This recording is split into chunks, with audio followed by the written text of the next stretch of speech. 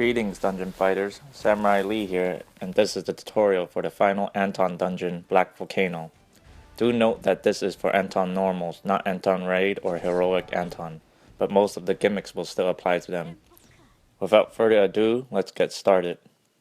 First room has easy monsters, but one of them will almost always teleport and attack you out of your buff skills. I suggest, once you enter the room, to immediately move your character up or down to dodge the first attack, then proceed to cast all of your buffs. Alternatively, you can just kill them without buffs, then start buffing once they are all disposed of. Second room has just one mini-boss. He is Kres of the Black Smoke. One of his gimmicks is he will target one random player and swap damage between himself and the chosen player. The player's name will show up on text in the screen and be locked inside a white shield.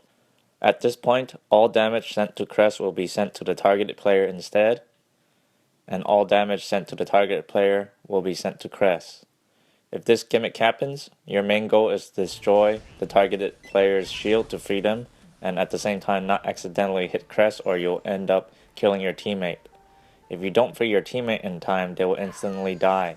Here in this part of the video, you can see that the Nen spirals of the doll I summoned is damaging Kres because it is hitting the shield on me, reflecting the damage onto Kres.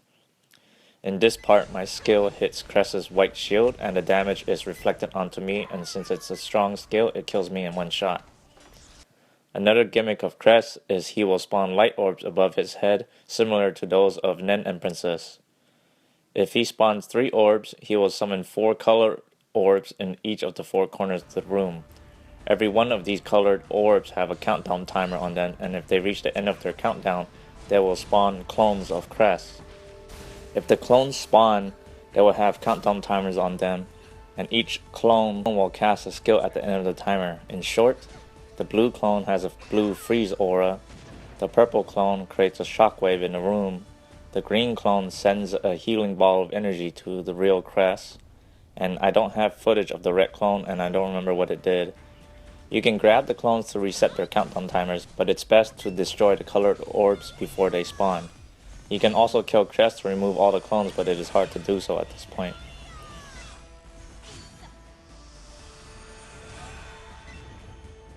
One last gimmick of Kres is he will trap you in a yellow square and inflict a silent status that disables your use of skills. You basically can only do X-string attacks until it wears off. I don't have much footage of this, but just break the other squares and you should be fine. Your best strategy for Kres is to have holds in your party and coordinate the holds.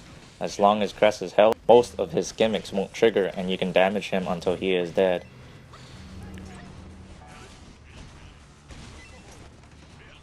Third room has another single mini-boss, Mectonium 5. I'll nickname him Mag 5. If you don't have a quick way to hold him once you enter this room, he will go into a sitting animation and jump to the sky. While he is up there, he will drop small meteorites that will turn into mini 5s and they will attack, hold, and explode on you. He will also drop a big meteorite that has an HP bar on it. If you don't destroy this meteorite in time, it will turn into Mix 5, which is a clone of Mag 5, but with lower HP. At this point, you are basically fighting 2 mini-bosses. So do your best to destroy the big meteorite ASAP. Once Mag 5 descends from the sky, you can start attacking him. If he keeps jumping and dive bombing you, just do some sort of grab to get him out of that pattern. Once Mag 5 is low on HP, he will go to the center of the screen and spawn a bowl of lava. This bowl will constantly spew out mini 5 meteorites, so make it one teammate's priority to destroy the bowl while the rest focus on destroying Mag 5. Best strategy for Mag 5 is have someone who has the ability to grab Mag 5 before he jumps to the sky, then barrage him with skills until he dies and never getting the chance to jump. Remember to destroy the big meteorite and bowl of lava if they spawn. The fourth room has small monsters, nothing special here. Next room is a huge pain, so be prepared. The fifth room has a single mini-boss by the name of Abyssal Medel. She is the most annoying mini-boss in this dungeon. You can't hurt her unless she is on a red tile, which I will explain in how to get it later. One gimmick is she can trap you and party members in a black sphere if any of you step on the purple circle as shown here in the video. If you're trapped, only party members can set you free by destroying the sphere. If you don't save your teammates on time, they'll suffer great damage, maybe even die. Another gimmick of hers is you'll notice that she sometimes has a countdown timer on her head. This relates to the blue or red aura she is giving off and the color of the tiles on the floor. This is complicated, so bear with me. If she has the red aura and the timer ends, all tiles that are red will turn into burning tiles. If she has the blue aura and the timer ends, all blue tiles and default black tiles will turn into burning tiles. To get a tile to turn red, simply have 2 players, or 1 player and a summon doll, stand on the same tile. Once Medel steps into the red tile, she will be vulnerable to your attacks. Once she has low enough HP, she will teleport to the middle and start spawning purple and red crystals. The purple ones will hurt you, and the red ones will heal you. When the countdown timer on her head ends during this pattern, she will reverse your HP, so best option is to be at 40% HP or below, so you'll end up with 60% HP and above. After she reverses your HP, she will have another countdown timer on her head during this time, and if she finishes, she will absorb all red crystals on the screen and heal a large amount of her HP.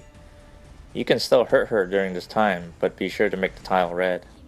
Your best strategy in this room, like the rooms before this, is to have holds. If you can hold Medel long enough and damage her during that time, she won't be able to execute most of her gimmicks. The 6th room is just normal monsters as well, like the 4th room. Nothing special here. Last room is the final boss. The last room contains the final boss, Omnipotent Mateka. Mateka normally has a shield on, and any attack sent to him with his shield up reflects back to everyone in the party. The only way to get his shield down is to inflict counterattacks when he is about to attack. His shield drops momentarily when he attacks, and if you successfully landed a counterattack, an orb will spawn that rotates 4 Chinese or kanji characters. I will explain the characters and order pattern later. The goal is to get the orbs into the 3 pentacles on the ground and match them. Once you get all 3 to match, it'll summon a mini-boss that you fought in the previous dungeon, cutting off the energy. The first one in the video is Atoll, and as you may remember, he can explode the entire screen if the targeted player steps out of the circle. All you need to do is stay in the circle and do quick rebound when he trips you. Then attack in between to kill him. You have around 10 seconds to kill this mini-boss, and once you do, Mateka will be vulnerable to your attacks for several seconds. If you don't kill the mini-boss on time, Mateka will descend back to the ground and join the mini-boss in attacking you, shields up and all. This will make it difficult to destroy the mini-boss since Mateka may reflect the damage on your skills because of his shield being up. As long as Mateka is still alive, you have to keep summoning the mini-bosses to hurt him. Alright, let me explain the orbs and their characters.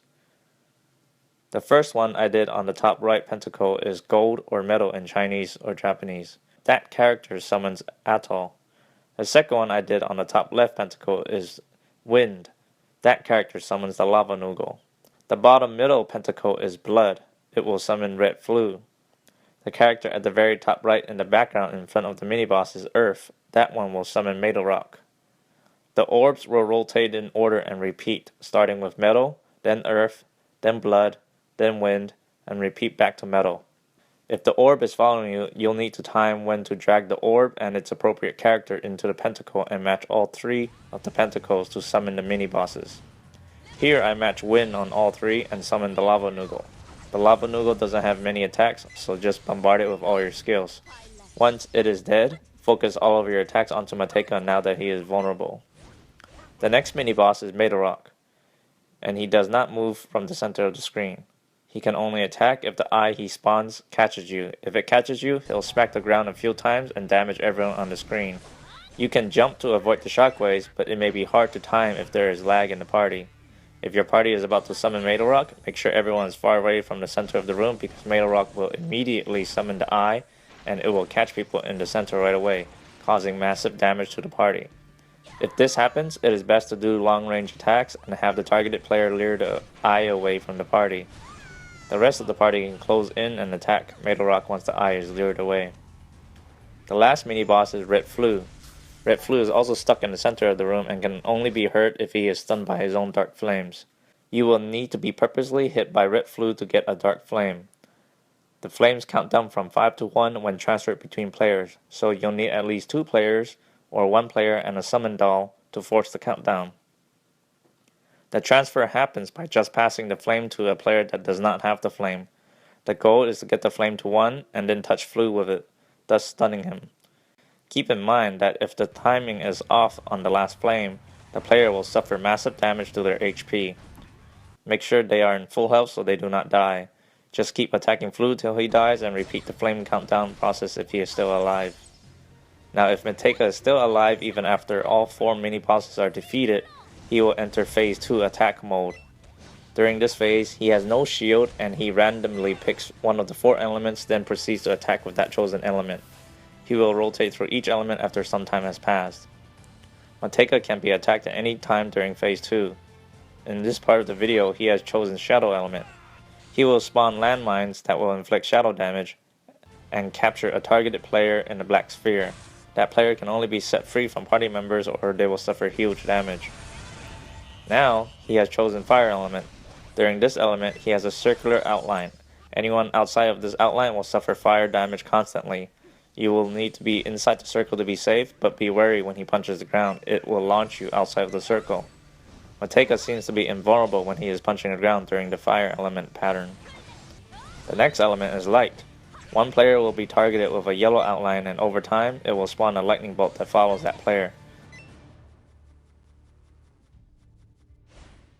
The bolt will leave trails of lightning that damages players. This is basically a lot of lightning DPS pattern that will chip your HP away. Mateka will send lightning punches occasionally during this time as well. The next element is water. Water is the most dangerous element he has in his arsenal. It will kill you in one shot if you are careless. During the water pattern, he will freeze random players by enlarging his blue aura outline. Anyone frozen during this time will have ice spears sent to them. These spears can kill you in one hit. The best way to avoid death is just to stay frozen, as it will protect you from the spears. If you struggle to get out of being frozen early, the spears will kill you and everyone else next to you. Party members not frozen should hide behind the frozen player to dodge the ice spears. Once the freeze and spears are gone and his blue aura outline is small, you can attack him freely.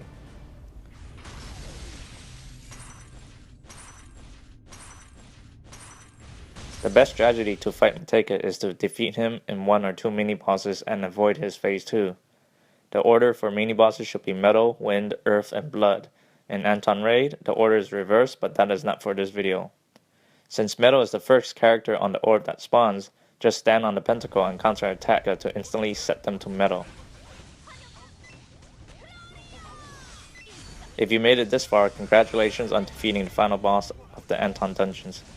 Thank you for watching, please like and subscribe, and have fun playing DFO everyone.